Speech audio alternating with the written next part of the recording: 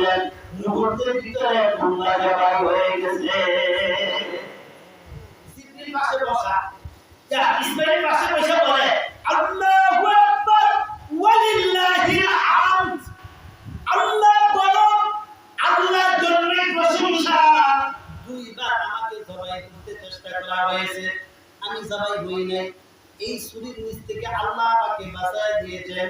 আল্লাহু আকবার, আল্লাহ বলো ওয়ালিল্লাহিল হামদ, আল্লাহর জন্যই প্রশংসা। প্রশংসা কার জন্য? আল্লাহর। কার জন্য? আল্লাহর। এই তিন জনের বাক্যটাকে একসাথে করে হযরত দিন বানাইছে। আল্লাহু আকবার, আল্লাহু আকবার, লা ইলাহা ইল্লাল্লাহ, আল্লাহু আকবার, আল্লাহু আকবার, ওয়ালিল্লাহিল হামদ। জিবরিল, পয়গম্বর ইব্রাহিম আর পয়গম্বর ইসমাঈল, এই তিনজনের বাক্যটাকে আল্লাহ রাব্বুল আলামিন একসাথে করে কিয়ামত পর্যন্ত এই ঘটনাটাকে স্মরণ করানোর জন্য আল্লাহ পাক রব্বুল আলামিন প্রত্যেকটা ঈমানদার মুমিন মুসলমানের উপরে 9 তারিখের ফজরের নামাজের পর থেকে নিয়ে 13 তারিখের আসরের নামাজ পর্যন্ত নামাজের পর প্রত্যেকটা ঈমানদার যুবক যুবতী যারা প্রাপ্তবয়স্ক যে নামাজ আদায় করবে, একাবুর জামাতের সহিত করুক, জুমার নামাজ করুক, যে নামাজ করুক, ফরজ নামাজের পরে একবার তাকবীরে তাশরিকা পড়া ওয়াজিব। একবার শুধু ওয়াজিব না, তাকবীরে তাশরিক পড়ব আর এই দৃশ্যটা স্মরণ করব। এই দৃশ্যটা স্মরণ করে আর এই তাকবীরে তাশরিকটা পড়া 23 ওয়াক্ত নামাজের পরে মহিলা হোক পুরুষ হোক ঈমানদার নামাজি ব্যক্তি নামাজ আদায় করলে একবার পড়া ওয়াজিব। একবার পড়া তাকবীরে তাশরিক, তাকবীরে তাশরিক। এই জন্য আমরা চেষ্টা করবো, এটা আমল, এটা একটা আমল। বলতেছি না কুরবানিটা আমাদের জন্য পরীক্ষা। কুরবানি আমাদের জন্য কি পরীক্ষা? কথা বলো, কুরবানি আমাদের জন্য কি পরীক্ষা? যখন ফাইনাল পরীক্ষা আমাদের নিকটবর্তী হয় তখনই কিন্তু আমাদের কোচিং প্রাইভেট ঠিক না ঠিক বেশি করে ছাত্রদের প্রাইভেট পরীক্ষা খুব নিকটে, পরীক্ষা নিকটে। যেমন একজন পরীক্ষার্থী, যেমন একজন প্রতিষ্ঠানের পরীক্ষার্থী, সে পরীক্ষায় পাস করার জন্য, পরীক্ষায় সে উন্নতি অর্জন করার জন্য সে তার কোচিং করতে হয়। রাতে করে, দিনে করে, সকালে করে, প্রাইভেট মাস্টারের কাছে করে, টিচারের কাছে করে, ম্যাডামের কাছে, মানে অনেকভাবেই সে প্রস্তুতি নেয়। আপনারা কি মনে করেন, আমরা কি মনে করি জিলহজ মাসের 10 তারিখে কুরবানি আমার একটা পরীক্ষা আমাদের দিতে হবে, এর আগে কি কোনো কোচিং নাই?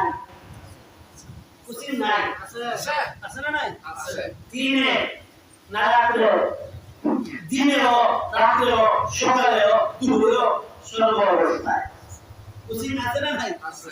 কোচিংটা কি এটা বলা হবে, তবে আগে কুরবানি ওয়াজিব কাজ হলে এটা আগে বলা দরকার। এটা স্কেলটা মাপটা নেওয়া দরকার, ফিতা নেওয়া দরকার। কুরবানি ওয়াজিব কাজ উপরে কান ধরে একটু খুলে বাঁধলে সুন্দর করে এই স্কেল দিয়ে দেখলে মাপবেন, সবাই মাপবেন। মাইরা আপনারাই বের করতে পারবেন কার উপরে কুরবানি ওয়াজিব, কার উপরে ওয়াজিব না।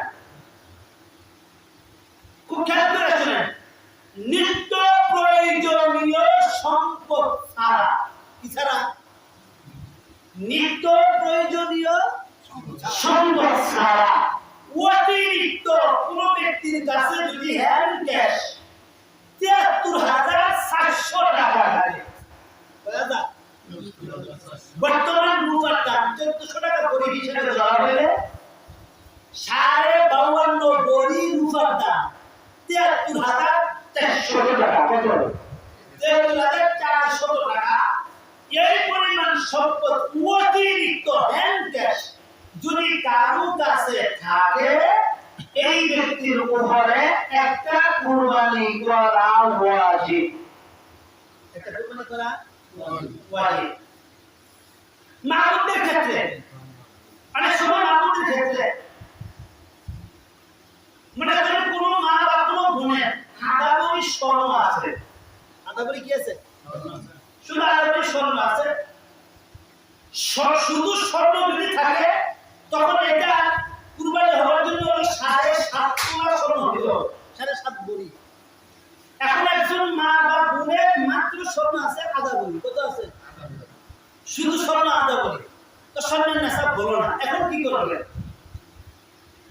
এই স্বর্ণের সাথে একজন মা বা বোনের হ্যান্ড ক্যাশ 5,000-6,000 টাকা আছে অতিরিক্ত। কতটি মুরগি আছে, কতটি কি আছে? মুরগি আছে, একটা ছাগল আছে, অথবা তার নিজস্ব একটা গরু আছে, এরকম থাকে না? তাহলে আগামী স্বর্ণের দাম ওই হ্যান্ড ক্যাশ, তারপরে ওই গরু, ছাগল, মুরগি, অতিরিক্ত এগুলা এমনি হয়।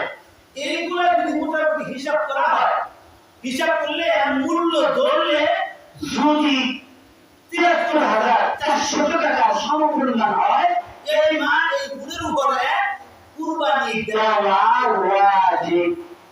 কুরবানি দেওয়া কি ওয়াজিব? যেরকম ওয়াজিব এই স্কেলটা দিয়ে বলেন মাপবেন, আয় হাজির আসো দিন মারবে দিন কুরবানি ওয়াজিব। কি মাপতে হবে না?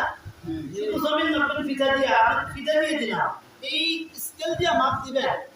মাপ দিলে যা সেই পরিমাণ সম্পদ হবে তার উপরে কুরবানি ওয়াজিব। কুরবানি কি ওয়াজিব? এই স্কেল দিয়ে মাপ দিলে বেশিরভাগ লোকের উপরে কুরবানি ওয়াজিব হয়, কিন্তু কুরবানি আমরা দেই না। আমাদের অবস্থাটা হলো কি, অভ্যাস হলো কি, 5 ছেলে 5 জনের উপরে কুরবানি ওয়াজিব। এটা সবাই মিলে টাকা বাবারে দেখো, আমরা একটা কুরবানি দিয়ে না, মানে 5 জনের কুরবানি একজনকে দিয়ে বুঝ দিছে আল্লাহকে। আল্লাহকে কি দিয়ে দিয়েছে? আল্লাহকে আমি বুঝ নিয়েছি, তবে তেমনি ভালো লাগবে কবর আইয়া দেবো, তেমনি আছে কবর আইয়া দেবো। এবার আল্লাহ রাসূল সাল্লাল্লাহু আলাইহি ওয়াসাল্লাম বর্ণনা করেন, এই যে বলা আছে আপনাদের লোক কম, কেন লোক কম? কারণ আছে।